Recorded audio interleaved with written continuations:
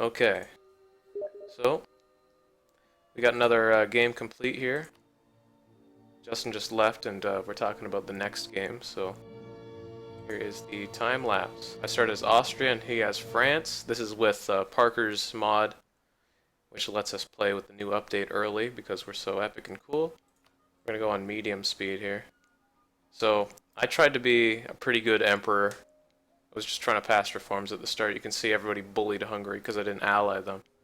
And Justin, of course, took Maine in this 100 Years' War. Centralized pretty quickly. You're not going to see a lot of border changes from me. Monstrous Herzegovina, of course. Poland was pretty strong for pretty well the entire game. Thanks in part to the 300-year alliance with France. There's Franche-Comté. That was part of the empire. I tried to liberate as many states as I could to gain imperial authority. And then, of course, Justin tried to take as many of those from me as he could. Because he just loved me so much. And there you go. I inherited Hungary, actually. While I was at war. Can't remember what it was over, but...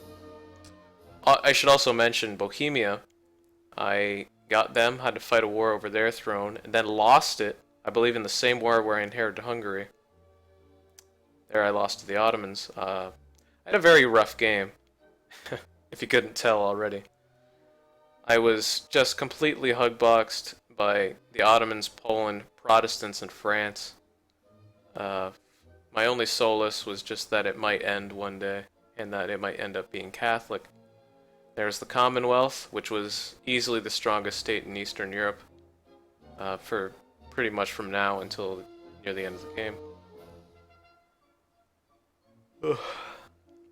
This is the great part where Justin decided to take Ghent rather than Vlaanderen. I'm not sure why. Possibly because God is dead. And there you go, I integrate Bohemia. And I did take some land from the Commonwealth. Now, of course, this land was very beneficial to my economy, which is exactly why the Commonwealth did not let me have it for very long. So, yeah. Justin, of course, assured that that would be the case. You can see that he's encroaching on imperial territory even further. There's Russia, formed by Tver, as you can obviously see. They were a pretty good ally until they destroyed me, because the Commonwealth declared war on them. And then they lost so badly that I had to give up all of the land I took from the Commonwealth and more. There's French Italy. Of course, he got a personal union over Naples. Keep in mind that I would have probably been able to beat the Ottomans one-on-one. In fact, I have beaten the Ottomans one-on-one in an offensive war that Justin declared war on me around this time. The only reason I wasn't able to begin taking my land back was because of that aforementioned alliance with Justin. Now, we did negotiate a little bit. It wasn't all just war. There were some times where, for example, I had a spy network on him, and so for me to stop that spy network, he was going to break his alliance with Denmark. We negotiated for the partition of Italy. I gave him Alsace in exchange for something. I can't remember exactly what. But, yeah, stuff like that. And then he declared war on me to revoke a reform. He essentially revoked 2 reforms, though, because I had 50 imperial authority by the end of that war. So that was really what made me want to destroy him. And there it is. So that is... This is my lowest point. You can see I just lost land to the Ottomans and to the Commonwealth. My revanchism was at like 80. But I don't know what the Ottomans did, but as you can see there, they clearly began to crumble from the inside. So I pounced on that, took over Croatia immediately, and vassalized Serbia. They were a pretty good march. So we're nearing the end of the game. You can see France is connected to its South Italy. We've really started to go ham on Italy. And there we go. He broke his alliance with the Ottomans because he decided they were only dragging him down. Which means I can finally feel good about myself again. I untied the noose and really destroyed these punks. Now Greece here didn't want to become my vassal because I had Crete. So I went and took them over as a march.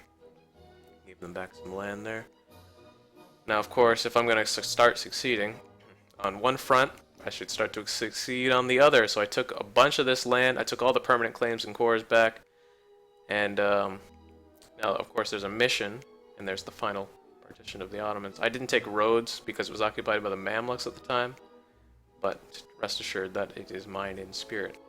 Now, as I was going to say, I now own the throne of the Commonwealth because there's a mission where you get all this land and you get their throne. So I did that. And there we go. This is the end of the game. So I just restored that border. Looks pretty nice if you ask me.